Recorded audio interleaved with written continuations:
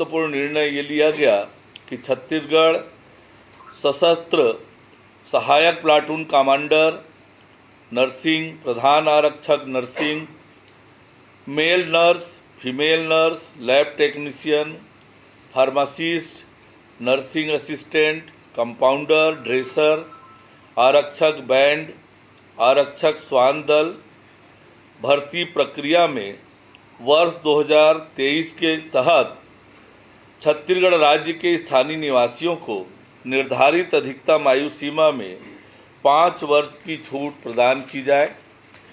यह छूट अनारक्षित वर्ग को निर्धारित अधिकतम आयु सीमा के अतिरिक्त एक बार के लिए 5 वर्ष की छूट तथा आरक्षित वर्ग को पहले से 5 वर्ष की आयु शिथिलीकरण के अतिरिक्त एक बार के लिए निर्धारित आयु सीमा में 5 वर्ष की और छूट प्रदान की जाएगी। राज्य सरकार ने और एक निर्णय किया। राज्य सरकार ने सुशासन एवं अभिसरण विभाग का गठन किया है। अब इस विभाग में ई समीक्षा, ई लोक सेवा गारंटी एवं डिजिटल सेक्रेटरिएट को भी शामिल किए जाने का निर्णय लिया गया और इसके लिए छत्तीसगढ़ शासन कार्य आवंटन नियम में संशोधन के प्रारूप को अनुमोदित किया गया। पूर्व में ये शाखाएं सामान्य प्रशासन विभाग में थी। नवा रायपुर में आवासहीन, आर्थिक रूप से कमजोर और निम्न वर्ग के परिवारों को आवास मुहैया कराने के लिए पंजीयन की तिथि में 3 वर्ष की वृद्धि कर दी गई है। राज्य सरकार द्वारा संचालित मुख्यमंत्री आवास योजना के तहत नवा रायपुर में आवासों का निर्माण किया जा रहा है, जिसमें हितग्राहियों को न्यूनतम मूल्य में आवास प्रदान करने के लिए पूर्व में जारी दिशा निर्देशों को यथावत रखते हुए आवासों के पंजीयन की तिथि 31 मार्च 2024 से बढ़ाकर 31 मार्च 2027 तक कर दिया गया है।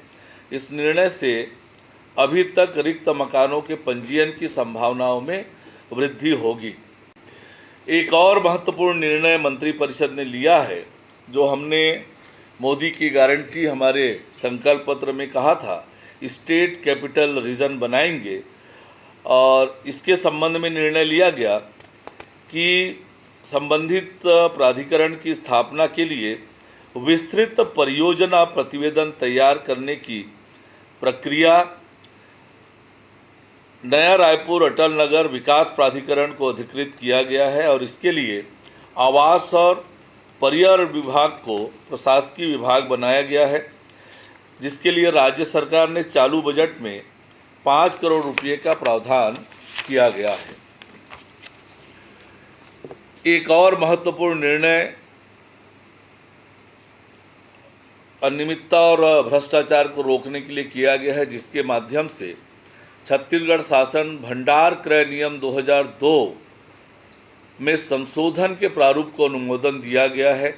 इसके माध्यम से राज्य शासन के समस्त विभाग आदि आवश्यकतानुसार सामग्री, वस्तुओं एवं सेवाओं जिनकी दरें और विशिष्टियां भारत सरकार के DGS&D की JM वेबसाइट में उपलब्ध हो का क्रय JM पोर्टल से ही नियमावली निर्धारित प्रक्रिया पालन करते हुए क्रय करेंगे।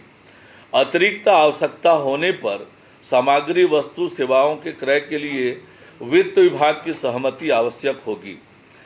वर्तमान में प्रचलित CSIDC के सभी रेट कॉन्ट्रैक्ट इस माह के अंत तक निरस्त करने का भी निर्णय लिया गया। मंत्रिपरिषद में एक और निर्णय लिया गया।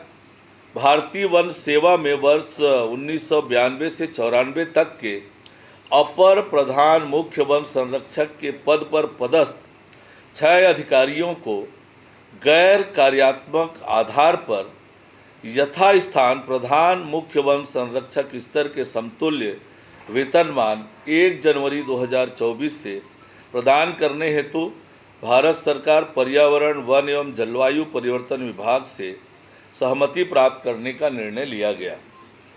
इसी तरह से लोक निर्माण विभाग के अंतर्गत अधीक्षण अभियंता सिविल से मुख्य अभियंता सिविल के पद पर पदोन्नति के लिए निर्धारित न्यूनतम अवधि 5 वर्ष में केवल एक बार के लिए 1 वर्ष से की छूट प्रदान करने का निर्णय लिया गया। मुख्य अभियंता सिविल के 11 पद हैं, जिसमें से केवल 3 कार्यरत हैं, 8 रिक्त हैं और इनके पूर्व की पदोन्नति में विलंब हुआ था। इसको ध्यान में रखकर प्रशासनिक दृष्टि से ये निर्णय किया गया है। ऐसे महत्वपूर्ण निर्णय लिए गए हैं। मुख्यमंत्री आवास योजना के तहत जो प्रतीक्षा सूची है, स्थायी प्रतीक्षा सूची में नहीं है, ऐसे आवासहीन परिवारों को मुख्यमंत्री आवास योजना से ग्रामीण आवास स्वीकृत करने का भी निर्णय आज की बैठक में लिया गया। इस प्रकार के आज महत्वपूर्ण निर्णय हैं जो आपके सामने मैंने प्रस्तुत